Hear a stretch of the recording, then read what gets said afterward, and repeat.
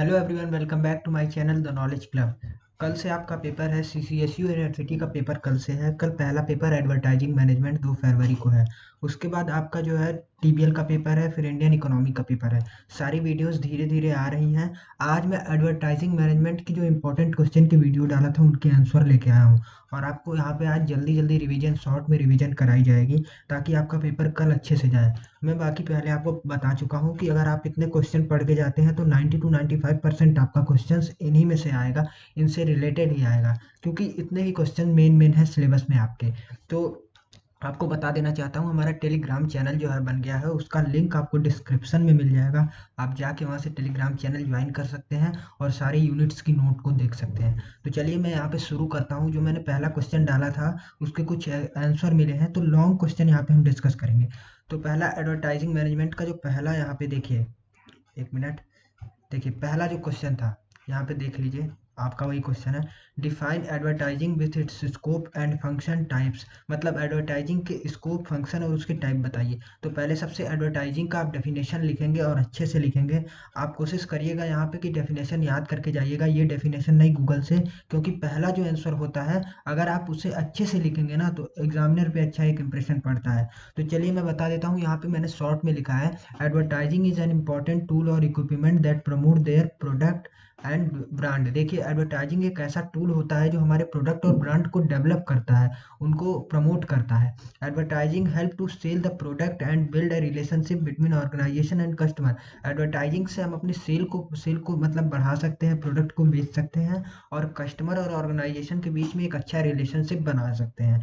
इसके बाद इन simple word, आप देखिए कोई भी क्वेश्चन लिखिएगा लास्ट में जरूर ये लिखिएगा, क्योंकि उससे एग्जामिनर को पता चल जाता है कि यहाँ पे समझाना क्या चाहता है। तो देखिए in simple word, advertising help to promote their product. Advertising promote help करता है प्रोडक्ट को प्रमोट करने में। इंक्रीज इन सेल्स, सेल्स को इंक्रीज करने में। उसके बाद build relationship between public and development है यूनिक ब्रांड और इमेज इन मार्केट।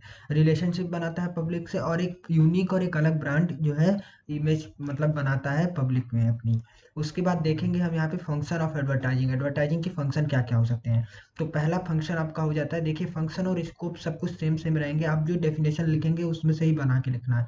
बाकी कुछ आपको अलग से याद करके रट के नहीं जाना है। आप जो अपने से बना, यहाँ पे आप कॉलेज में हैं तो आपको पहली बात तो याद रखनी है कि आपको पेज ऐसा नहीं है कि 10-12 पेज भर के आना है, क्योंकि किसी भी एग्जामिनर के पास इतना टाइम नहीं होता है कि वो आपका बैठ के पूरा कॉपी चेक करेगा। वो देखेगा अगर आपने 10-12 पेज भरा है तो वो उसको पता चल जाएगा कि बच्चा कितना लिखा है। तो अगर आप कोशिश करिए, ज़्यादा 30 पेज भी मत भरिएगा, लेकिन 25-26 पेज जो है भर के आइएगा।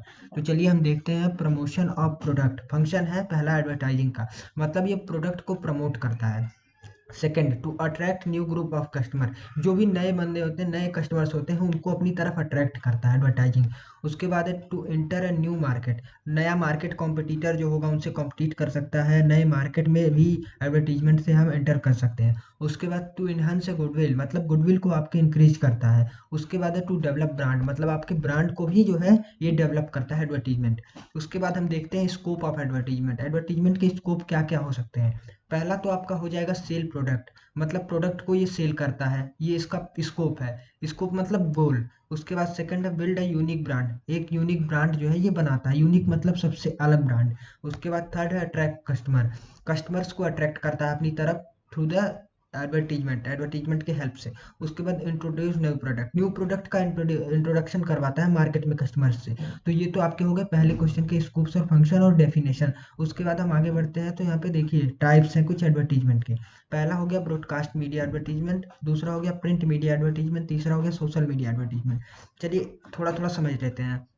ब्रॉडकास्ट मीडिया आपका जो हो सकता है जिसे आप देख सकते हैं, सुन सकते हैं, जैसे रेडियो, टीवी, ये सब आपके ब्रॉडकास्ट मीडिया, टेलीविजन आते हैं। प्रिंट मीडिया आपके मैगजीन्स हो गए, न्यूज़पेपर्स हो गए, जिसे सिर्फ आप पढ़ सकते हैं। ये हो गया प्रिंट मीडिया, जिसे आप देख सकते हैं, जो प्रिंट होके आए, प्रिंट का मतलब आप समझते ही होंगे। उसके बाद हम चलिए आगे देखते हैं, यहाँ पे थर्ड पॉइंट है social media advertising. Social media advertising help of YouTube, और जैसे है अरे इसके फेसबुक के हेल्प से, इंस्टाग्राम के हेल्प से, ट्विटर के हेल्प से, तो इनको कहते हैं social media advertising. Second question है what do you mean by public relation, public relation से आप क्या समझते हैं। तो देखिए आप सिंपल लिखिएगा, the word public relation is means create a unique relation with public और कस्टमर। देखिए मैं बता देना चाहता हूँ, अगर आप पहला क्वेश्चन कर रहे हैं तो पहले क्वेश्चन की डेफिनेशन बस ऐसी लिखनी है कि उससे एग्जामिनर जो है इम्प्रेस हो जाए। आपको सारे क्वेश्चन का डेफिनेशन रट के नहीं जाना है, पहले क्वेश्चन का डेफिनेशन रट के जाना है। और पहला क्वेश्चन 100% आपका एडवर्टीजमेंट से रिलेटेड ही आएगा कि एडवर्टीजमेंट क्या होता है, इसके स्कोप और फंक्शन क्या होते हैं, ऐसे ही आएगा। या फिर ऐसे आ सकता है कि एडवर्टीजमेंट क्या होता है। तो पहला क्वेश्चन 3 नंबर का ही आएगा, ज़्यादा बड़ा होगा नहीं, आप उसे याद करके जा सकते हैं। देखिए यहाँ पे लिखा है the word public relation is means create a unique relation with public और कस्टमर। देखिए पब्लिक रिलेशन का मतलब क्या होगा, पब्लिक से एक रिलेशन बनाना, एक उनसे अच्छी पकड़ बना लेना कस्टमर से, तो इसी को कहते हैं पब्लिक रिलेशन। उसके बाद है पब्लिक रिलेशन, आप ऐसे बुलेट पॉइंट में लिख सकते हैं 3-4 पॉइंट। तो यहाँ पे public relation help to promote their product increase in sales and etcetera. Public relation क्या करता है, आपके प्रोडक्ट को सेल करता है और उसके बाद प्रमोट करता है। इसके बाद है in simple word public relation help to promote product increase in sale build a unique brand with any advertisement. मतलब एडवर्टीजमेंट करके ये आपके ब्रांड को ये एक यूनिक ब्रांड बनाता है, इंक्रीज इन सेल्स को इंक्रीज करता है, प्रोडक्ट को प्रमोट करता है। उसके बाद हम देखेंगे scopes of public relation. Scope क्या हो गया, देखिए जो आप डेफिनेशन लिखेंगे उसमें से ही आपको स्कोप मिल जाएगा, आपको ज़्यादा याद करने की कुछ ज़रूरत नहीं है। इंक्रीज इन सेल पहला तो आपका स्कोप हो गया पब्लिक रिलेशन का। इंक्रीज इन कस्टमर, आपके पब्लिक रिलेशन आपके कस्टमर बढ़ाता है। जैसे जैसे मान लीजिए कुछ पब्लिक आपके हैं पहले से, मतलब कस्टमर्स आपके हैं, अब अगर वो आपके ब्रांड की एडवर्टीजमेंट दूसरे कस्टमर से करेंगे और उनको आपका ब्रांड जो है अच्छा लगेगा तो वो आपके भी कस्टमर बन जाएंगे। तो इसको कहते हैं increase in customer. Build brand, brand कैसे बिल्ड करता है, जैसे मान लीजिए आपका एडवर्टीजमेंट करके, पॉजिटिव एडवर्टीजमेंट करके आपका ब्रांड बिल्ड करता है। रिड्यूस एक्स्ट्रा टाइम, देखिए एडवर्टीजमेंट में आपको क्या करना होता है कि आपको एक टाइम सेट करना पड़ता है। अब एडवर्टीजमेंट करना, अब ये करना, एक शेड्यूल रहता है। लेकिन इसमें क्या रहता है कि अगर आपका प्रोडक्ट जिस दिन लॉन्च होगा, कोई एक कस्टमर आपका खरीदता है, अगर वो आपका परमानेंट कस्टमर है तो वो बाकी लोगों से आपकी एडवर्टीजमेंट को बखुद कर देगा, जिससे आपका एक्स्ट्रा टाइम जो है कम होगा, मतलब बचेगा। उसके बाद है discuss the difference between public relation and, देखिए पहली बात तो कोई भी अगर डिफरेंस आपसे मांगता है जिस भी टॉपिक पे, तो सबसे पहले आप उस टॉपिक को एक्सप्लेन करेंगे। जैसे यहाँ पे पब्लिसिटी और एडवर्टीजमेंट पे डिफरेंस मांग रहा है, तो पहले आप पब्लिसिटी और एडवर्टीजमेंट को क्या कहते हैं एक्सप्लेन करेंगे। आपको आधा डिफरेंस वहीं से मिल जाएगा। तो चलिए देख लेते हैं पब्लिसिटी का meaning. Publicity means when customer automatically advertise their product, that is known as publicity। Publicity मतलब कि जब कोई भी कस्टमर आपका ऑटोमेटिकली आपका जो है एडवर्टीजमेंट कर रहा है, उससे कहने की जरूरत नहीं पड़ रही है, उसी को कहते हैं पब्लिसिटी। मतलब जैसे मान लीजिए आपकी पब्लिक है और आपका प्रोडक्ट खरीद रही है। मैं आपको एग्जांपल देता हूँ, जैसे मान लीजिए मैगी, अब कोई मैगी खरीद रहा है, तो वो क्या करेगा, वो अगर कोई पूछेगा कि कौन सी मैगी अच्छी होती है, तो वो बताएगा कि ये वाली मैगी अच्छी होती है। या फिर कोई भी प्रोडक्ट आप ले सकते हैं एग्जांपल में, तो इसी को कहते हैं पब्लिसिटी। मतलब कि आपको यहाँ पे एक कहने की जरूरत नहीं है पब्लिक से कि आप मेरा एडवर्टीजमेंट करिए, अगर उनको आपका प्रोडक्ट अच्छा लगता है तो वो खुद एडवर्टीजमेंट करेंगे आपका।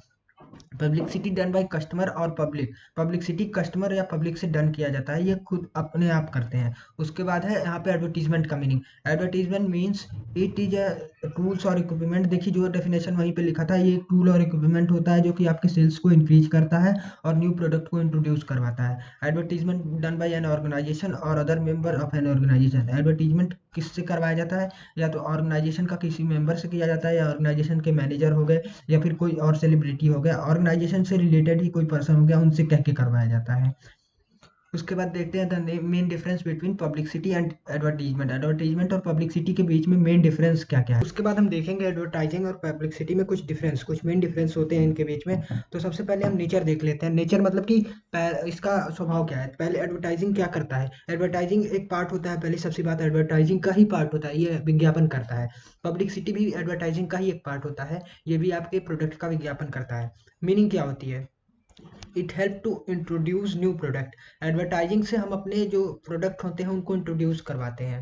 देखिए मीनिंग तो इसकी हो जाती है कि ये टूल होता है जो हमें अपने प्रोडक्ट को सेल करने में हेल्प करता है, उसको इंट्रोडक्शन करवाने में हेल्प करता है। उसके बाद पब्लिसिटी क्या होती है, publicity it also help to introduce new product. देखिए अभी तो पब्लिसिटी का मतलब ये हो गया कि ये भी एक न्यू प्रोडक्ट को इंट्रोड्यूस करवाने में हेल्प करवाता है पब्लिक के हेल्प से। अब देखिए अभी तो यहाँ पे हमारा ये जो है कॉमन पॉइंट हो गया, ये दोनों डिफरेंस नहीं हुआ। डिफरेंस अब हम पढ़ेंगे आगे। देखिए थर्ड पॉइंट से आपको डिफरेंस दिखेगा। डन बाय मतलब किसके द्वारा ये डन करवाया जाता है। Advertisement done by an organisation, advertisement organisation के द्वारा डन करवाया जाता है, जबकि पब्लिसिटी डन करवाया जाता है कस्टमर्स और पब्लिक के द्वारा। देखिए एडवर्टाइजिंग जो होता है वो ऑर्गेनाइजेशन के द्वारा कैसे डन करवाया जाता है। इसमें जो भी मैनेजर होते हैं या फिर जो भी इम्प्लॉय होते हैं, वो देख के कि किससे एडवर्टाइजिंग करवाना है, फिर वो एक शेड्यूल बनाते हैं, एक टाइम बनाते हैं, फिर एडवर्टीजमेंट होता है। पब्लिक सिटी में आपका क्या होता है, पब्लिक सिटी में जैसे ही आपका प्रोडक्ट लॉन्च होता है, कोई एक दो बंदा उसे खरीदता है, उसके बाद उसकी पब्लिसिटी करता है। अगर वो अच्छा होता है तो अच्छा मार्केट में बताता है, अगर खराब होता है तो खराब। उसके बाद देखिए एक बहुत ही ज़्यादा यहाँ पे मेन पॉइंट है जो इसमें लिखा नहीं है, आपको नोट कर लेना है। एडवर्टीजमेंट एक पेड फॉर्म ऑफ एडवर्टीजमेंट होता है। ये एक पेड फॉर्म होता है, मतलब पैसे दे के करवाया जाता है। पब्लिसिटी में आपको पैसा नहीं देना रहता है। दूसरी चीज, एडवर्टीजमेंट में क्या होता है कि एडवर्टीजमेंट में कंट्रोल होता है कि कब करवाना है, कैसे करवाना है, कौन करेगा। पब्लिसिटी में कोई भी कंट्रोल नहीं होता। तीसरी चीज, एडवर्टीजमेंट में सिर्फ इफेक्ट पॉजिटिव पड़ता है, सिर्फ पॉजिटिव इफेक्ट पड़ता है। आप पॉजिटिव जो है मतलब अगर कोई प्रोडक्ट का एडवर्टीजमेंट कर रहे हैं तो उसको पॉजिटिव चीजें बताएंगे। पब्लिसिटी में ऐसा कुछ नहीं होता। पब्लिक को जैसा लगेगा कि कैसा प्रोडक्ट है, अगर खराब है तो खराब बताएंगे, अगर अच्छा है तो अच्छा बताएंगे। चलिए इसमें ये 3 पॉइंट आप मेन लिख लीजिएगा। आगे है it help to promote their product. Publicity promote करता है, प्रोडक्ट को हेल्प करता है प्रमोट करने में। अरे advertisement, publicity involve both aspect, promotion और डिमोशन ऑफ प्रोडक्ट। ये देखिए इसमें दोनों एस्पेक्ट होता है, जैसा पब्लिक को लगेगा वैसा वो एडवर्टीजमेंट करेंगे। इसमें शेड्यूल और time, advertisement done at specific time और शेड्यूल। एडवर्टीजमेंट एक स्पेसिफिक टाइम और शेड्यूल पे डन किया जाता है। और पब्लिसिटी में कोई ऐसा टाइम डिफाइन नहीं होता है, जब पब्लिक का मन करे, जब उनको प्रोडक्ट अच्छा लगे वो एडवर्टीजमेंट कर देते हैं। फोर्थ क्वेश्चन है give the concept of sale management, scope of sale management. Sale management क्या होता है। देखिए जब हम किसी चीज को सेल करते हैं, सेल करने से रिलेटेड जितनी भी सारी एक्टिविटी होती हैं उनको मैनेज करते हैं, तो उसी को कहते हैं सेल मैनेजमेंट। जैसे मान लीजिए आपको टाइम का मैनेजमेंट करना है, आपको मैन्युफैक्चरिंग का मैनेजमेंट करना है, आपको लेबर का मैनेजमेंट करना है, ह्यूमन रिसोर्स का मैनेजमेंट करना है, रिसोर्स का मैनेजमेंट करना है। हर चीज का मैनेजमेंट जो भी सेल से रिलेटेड होता है उसको कहते हैं sale management. Sale management all the activity which is manage before sale that is known as sale management. Sale के पहले जो भी एक्टिविटी हमारी सेल से जुड़ी हुई होती है उसको कहते हैं sale management. Sale management means manage and arrange all the activity. इसके बाद हो गया नेक्स्ट इसमें पॉइंट है sale management is the process और activity to the effective planning, coordinating, implementing, control and sell a product. देखिए सेल मैनेजमेंट क्या होता है। सेल मैनेजमेंट एक प्रोसेस होता है और एक्टिविटी होती है जिससे हम इफेक्टिव प्लानिंग कर सकें, लोगों से कोऑर्डिनेटिंग कर सकें, उसको इम्प्लीमेंट कर सकें और इम्प्लीमेंट करने के बाद उसको कंट्रोल कर सकें फॉर सेल अ प्रोडक्ट, से प्रोडक्ट को सेल करने के लिए। उसके बाद कुछ स्कोप्स होते हैं जो है सेल मैनेजमेंट में। तो पहला हो जाता है आपका सेल बजट। देखिए आपका सेल का बजट क्या है, ये पहला इसका स्कोप है कि आपको कितने में सेल करना है, कैसे सेल करना है। सेकंड है डिजाइन सेल टीम और create sale team. Sale team को पहले डिजाइन करना या क्रिएट करना, एक सेल टीम बनानी है। उसके बाद hiring the sale team, sale team को हायर करना है कि कितने बंदे रहेंगे सेल्स में, क्या रहेगा, कैसे रहेगा। उसके बाद है ट्रेनिंग द सेल्स टीम, उनको ट्रेनिंग देना है। उसके बाद आपका रहेगा determine the sale team, sale team को determine the sale area, sale area को डिटरमाइन करना है कौन से एरिया में सेल करना है। Manage sale team, sale team को मैनेज करेंगे फिर इंप्लीमेंट करेंगे।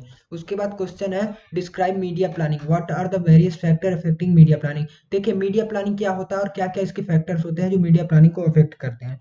तो सबसे पहले इसमें हो जाता है, देखिए media is the perfect a better tool of advertising. ये एक परफेक्ट और बेटर टूल होता है एडवर्टीजमेंट के लिए। It help to sell and promote product, ये क्या करता है, सेल करता है प्रोडक्ट को और प्रमोट करता है। देखिए media planning means before advertisement और promotion any organization plan how to advertise their product और which media platform more effective. देखिए किसी भी प्रोडक्ट को सेल करने से पहले कोई भी ऑर्गेनाइजेशन एक मीडिया प्लेटफॉर्म को सेलेक्ट करती है ताकि उनका जो है प्रोडक्ट जो है इफेक्टिव सेल हो सके अच्छे से। उसके बाद इन simple word media planning means choosing a better media platform, schedule, time, channel, celebrity etcetera. मतलब कि सिंपल वर्ड में अगर कहा जाए तो मीडिया प्लानिंग वो होता है जो कई सारी चीज़ों का टूल्स करे जो कि उनको प्रोडक्ट को सेल करने में हेल्प करे, जैसे प्लेटफॉर्म हो गया, शेड्यूल हो गया, टाइम हो गया, चैनल हो गया, सेलिब्रिटी हो गए, एक्सेट्रा बहुत सारी चीज़ें। उसके बाद है in media planning and organization decide in advance how to advertise their product. Media planning में एडवर्टाइजन पहले ही डिसाइड कर लेती है, एडवांस में ही प्लान कर लेती है कि कैसे उनके प्रोडक्ट को बेचना है। Media planning choose platform according to product और ऑर्गेनाइजेशन रिलेटेड। अब देखिए, ऑर्गेनाइजेशन और प्रोडक्ट से रिलेटेड हम मीडिया को चूज करते हैं, ऐसा नहीं कि ऑर्गेनाइजेशन और प्रोडक्ट कुछ अलग है और हम मीडिया कुछ और चूज कर रहे हैं। उसके बाद चलिए देखते हैं फैक्टर कौन कौन से होते हैं जो मीडिया प्लानिंग को अफेक्ट करते हैं। देखिए, बेटर मीडिया प्लानिंग ये बहुत ही बड़ा फैक्टर है जो मीडिया प्लानिंग को अफेक्ट करता है। उसके बाद शेड्यूल हो जाता है आपका कि टाइम क्या रहेगा और कब से कब करना है एडवर्टीजमेंट। उसके बाद है सेलिब्रिटी और अदर टूल्स, सेलिब्रिटी से करवाना है या किसी और से करवाना है। फिर नेचर ऑफ प्रोडक्ट, प्रोडक्ट का नेचर क्या है, नेचर ऑफ कस्टमर, कस्टमर के नेचर क्या है। उसके बाद बजट, बजट क्या है आपका एडवर्टीजमेंट के लिए। फिर मीडिया यूज्ड बाय कंपटीटर, कौन से मीडिया जो है ज़्यादा कंपटीटर द्वारा यूज किए जा रहे हैं। उसके बाद है एडवर्टाइजिंग ऑब्जेक्टिव, एडवर्टाइजिंग कराने से हमें ऑब्जेक्टिव क्या है। इतने फैक्टर जो है मीडिया प्लानिंग को अफेक्ट करते हैं। उसके बाद what do you mean bye market, classify the market on different basis. देखिए मार्केट क्या होता है, मार्केट को क्लासिफाई करिए डिफरेंट बेसिस पे। तो पहला हो गया A market is a place where buyer और सेलर सेल और बाय द प्रोडक्ट। मार्केट वो प्लेस होती है, वो जगह होती है जहाँ पे बायर और सेलर जो है गुड्स और सर्विसेज को बाय और सेल करते हैं। A market is a place where exchange of goods and services. when we talk about market, we generally visualize a control place with a lot of consumer and few shops। देखिए, जब हम market के बारे में बात करते हैं तो हम ऐसा विजुअलाइज कर लेते हैं, मतलब एक दिमाग में एक ऐसा सोच मतलब बना लेते हैं कि वहाँ पे मार्केट में क्या होगा कि कई सारे जो हैं कंज्यूमर्स होंगे और बायर बहुत कम होंगे, मतलब शॉप्स बहुत कम होंगी। People are buying various goods like grocery, clothing etcetera, जैसे ग्रोसरी, क्लॉथिंग एक्सेट्रा हो गए। उसके बाद क्लासिफिकेशन ऑफ मार्केट, देखिए क्लासिफिकेशन ऑफ मार्केट दो तरीके के होते हैं, on the basis of size, on the basis of time. On the basis of size में क्या क्या हो सकता है, local market, regional market, national market, international market, चार तरीके के मार्केट हो गए। On the basis of time में आपका हो गया very short period, long period, तीन तरीके के यहाँ पे हो गए। उसके बाद चलिए हम देखते हैं right a note on newspaper, radio, magazine, broadcast media with its advantage.